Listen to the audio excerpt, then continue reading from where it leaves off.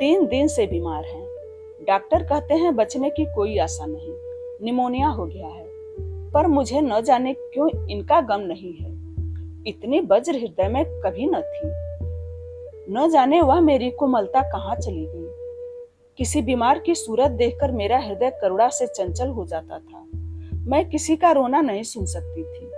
वही मैं हूँ कि आज 3 दिन से उन्हें बगल के कमरे में पड़े कराहते सुनती हूँ और एक बार भी उन्हें देखने न गई। आंखों में आंसू का जिक्र ही क्या। मुझे ऐसा मालूम होता है इनसे मेरा कोई नाता ही नहीं। मुझे चाहे कोई पिचासनी कहे चाहे उल्टा, पर मुझे तो यह कहने में लेस मात्र भी संकोच नहीं है कि इनकी बीमारी से मुझे एक प्रकार का ईर्ष्यामय आनंद आ रहा है। इन्होंने मुझे यहाँ कारावास दे रखा था। मैं इसे विवाह का पवित्र नाम नहीं देना चाहती, यह कारावास ही है। मैं इतनी उदार नहीं हूँ कि जिसने मुझे कैद में डाल रखा हो उसकी पूजा करूं, जो मुझे लात से मारे उसके पैरों को चूमूं। मुझे तो मालूम हो रहा था ईश्वर उन्हें इस पाप का दंड दे रहे हैं। मैं निसंकोच होकर कहती हूँ कि मेरा इनसे विवाह नहीं हुआ है। स्त्री किसी के गले बांध दिए जाने से ही उसकी विवाहता नहीं हो जाती। वही संयोग विवाह का पद पा सकता है जिससे कम से कम एक बार तो हृदय प्रेम से पुलकित हो जाए। सुनती हूँ महाशय अपने कमरे में पड़े पड़े मुझे पोसा करते हैं, अपनी बीमारी का सारा बुखार मुझ पर निकालते हैं, लेकिन यहाँ इसकी परवाह नहीं। जिसका जी चाहे जायदाद ले, धन ले, मुझे इसकी जरूरत नहीं। आज 3 दिन हुए मैं विधवा हो गई। कम से कम लोग यही कहते हैं, जिसका जो जी चाहे कहे, पर मैं अपने को जो कुछ समझती हूँ वह समझती हूँ। मैंने चूड़ियां नहीं तोड़ी, क्यों तोड़ूं? मांग में सिंदूर पहले भी न डालती थी, अभी नहीं डालती। बुढ़े बाबा का क्रियाक्रम उनके सुपुत्र ने किया, मैं पास न फटकी। घर में मुझ पर मनमानी आलोचनाएं होती हैं। कोई मेरे गूथे हुए बालों को देखकर नाक सिकोड़ता है, कोई मेरे आभूषणों पर आंख मटकाता है। यहाँ इसकी चिंता नहीं। उन्हें चिढ़ाने को मैं भी रंग बिरंगी साड़ियां पहनती हूँ और भी बनती संवरती हूँ। मुझे जरा भी दुख नहीं है। मैं तो कैद से छूट गई। इधर कई दिन सुशीला के घर गई। छोटा सा मकान है, कोई सजावट न सामान, चारपाइयां तक नहीं, पर सुशीला कितने आनंद से रहती है। उसका उल्लास देखकर मेरे मन में भी भांत भांत की कल्पनाएं उठने लगती है। उन्हें कुत्सित क्यों कहूं, जब मेरा मन उन्हें कुत्सित नहीं समझता। इनके जीवन में कितना उत्साह है। आंखें मुस्कुराती रहती हैं, होठों पर मधुर हास्य खेलता रहता है, बातों में प्रेम का स्रोत बहता हुआ जान पड़ता है। इस आनंद से चाहे वह कितना ही क्षणिक हो, जीवन सफल हो जाता है। फिर उसे कोई भूल नहीं सकता। उसकी स्मृति अंत तक के लिए काफी हो जाती है। इस मिजराल की चोट हृदय के तारों को अंतकाल तक मधुर स्वर में कंपित रख सकती है। एक दिन मैंने सुशीला से कहा, अगर तेरे पतिदेव कहीं परदेश चले जाएं, तो रोते रोते मर जाएगी।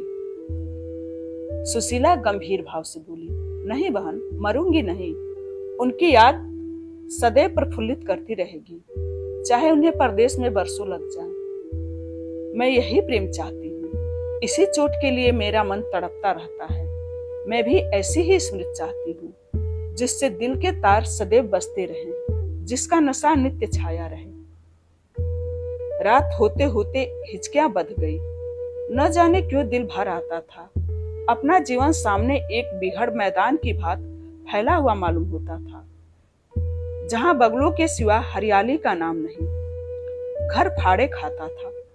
चित्त ऐसा चंचल हो रहा था कि कहीं उड़ जाऊं। आजकल भक्ति के ग्रंथों की ओर ताकने को ही जी नहीं चाहता।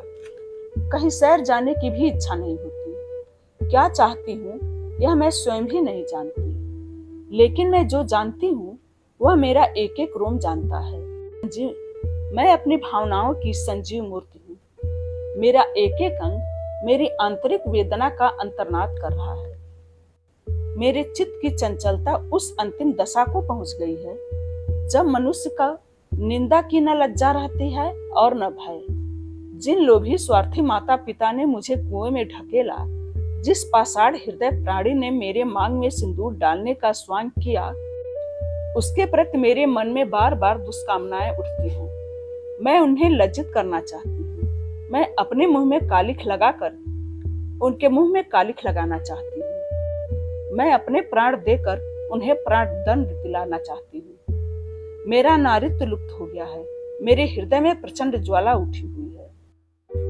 घर के सारे आदमी सो रहे थे। मैं चुपके से नीचे उतरी, द्वार खोला और घर से निकली। जैसे कोई प्राणी गर्मी से व्याकुल होकर घर से निकले और किसी खुली हुई जगह की ओर दौड़े। उस मकान में मेरा दम घुट रहा था। सड़क पर सन्नाटा था। दुकानें बंद हो चुकी थी। सहसा एक बुढ़िया आती हुई दिखाई दी। मैं डरी, कहीं यह चुड़ैल न हो। बुढ़िया ने मेरे समीप आकर मुझे सिर से पांव तक देखा और बोली, किसकी राह देख रही हो? मैंने चिढ़कर कहा, मौत की।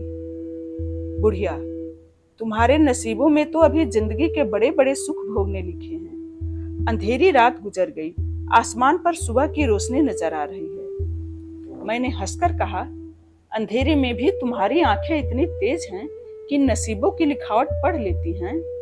बुढ़िया, आंखों से नहीं पढ़ती बेटी, अक्ल से पढ़ती हूँ। धूप में चूड़े नहीं सफेद किए हैं। तुम्हारे दिन गए और अच्छे दिन आ रहे हैं। हंसो मत बेटी, यही काम करते इतनी उम्र गुजर गई। इसी बुढ़िया की बदौलत जो नदी में कूदने जा रही थी, वे आज फूलों की शेष पर सो रही हैं। जो जहर का प्याला पीने को तैयार थी, वे आज दूध की कुल्लियां कर रही हैं। इसीलिए इतनी रात गए निकलती हूँ कि अपने हाथों किसी अभागिन का उद्धार हो सके तो करूं। किसी से कुछ नहीं मांगती। भगवान का दिया सब कुछ घर में है। केवल यही इच्छा है कि जिन्हें धन की इच्छा हो उन्हें धन, जिन्हें संतान की इच्छा है उन्हें संतान। बस और क्या कहूँ। वह मंत्र बता देती हूँ कि जिसकी हो इच्छा हो वह पूरी हो जाए। मैंने कहा, मुझे न धन चाहिए न संतान। मेरी मनोकामना तुम्हारे बस की बात नहीं है। बुढ़िया हंसी, बेटी, जो तुम चाहती हो मैं जानती हूँ। तुम वह चीज चाहती हो जो संसार में होते हुए भी स्वर्ग की है, जो देवताओं के वरदान से भी ज्यादा आनंदप्रद है, जो आकाश कुसुम है, गुलर का फूल है और अमावस्या का चांद है। लेकिन मेरे मंत्र में वह शक्ति है जो भाग्य को भी संवार सकती है। तुम प्रेम की प्यासी हो। मैं तुम्हें उस नाव पर बैठा सकती हूँ जो प्रेम के सागर में प्रेम की तरंगों पर क्रीड़ा करती हुई तुम्हें पार उतार दे। मैंने उत्कंठित होकर पूछा, माता, तुम्हारा घर कहाँ है? बुढ़िया, बहुत नजदीक है बेटी। तुम चलो तो मैं अपनी आंखों पर बैठा कर ले चलूं। मुझे ऐसा मालूम हुआ कि यह कोई आकाश की देवी है। उसके पीछे पीछे चल पड़ी।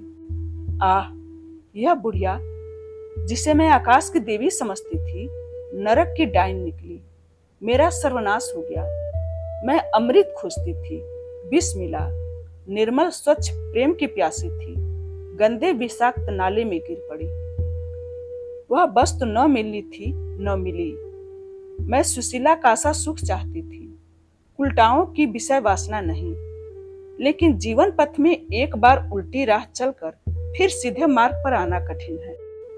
लेकिन मेरे अधः पतन का अपराध मेरे सिर नहीं, मेरे माता पिता और उस बुढ़े पर है जो मेरा स्वामी बनना चाहता था।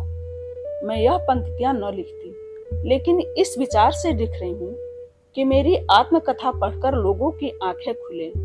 मैं फिर कहती हूँ कि अभी अपनी बालिकाओं के लिए मत देखो धन, मत देखो जायदाद, मत देखो कुलीनता, केवल वर देखो।